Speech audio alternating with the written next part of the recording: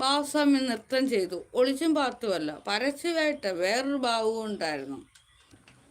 കാമധേനു പുരസ്കാരമൊക്കെ എനിക്ക് തന്നിട്ട് പോയതാണ്. നമ്മളെല്ലാം ഇവിടെ 3 പേരും കൂടി ഇവിടെ നിന്ന് നൃത്തം ചെയ്തു.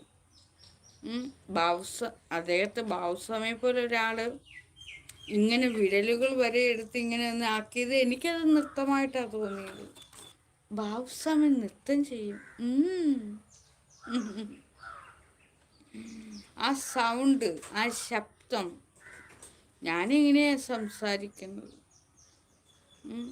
എനിക്കിഷ്ടമുള്ള ആണായാലും പെണ്ണായാലും ഇഷ്ടമുള്ളവരോടൊപ്പം ചേരുമ്പോൾ എൻ്റെ ശബ്ദത്തിനൊക്കെ മൃദുലത വരും, സോഫ്റ്റായി മാറും.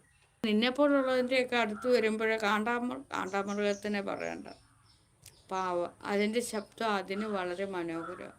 നിൻ്റെയൊക്കെ അടുത്ത് വരുമ്പോൾ ഇത്തിരി പാറക്കല്ലയിൽ ചിരട്ടിയിട്ട് ഉരയ്ക്കുമ്പോഴൊക്കെ തോന്നും. അതെന്താ, നിൻ്റേതും അടുത്തും നല്ല മൃദുലമായ ശബ്ദത്തിൽ സംസാരിക്കാൻ എനിക്ക് പറ്റത്തില്ല.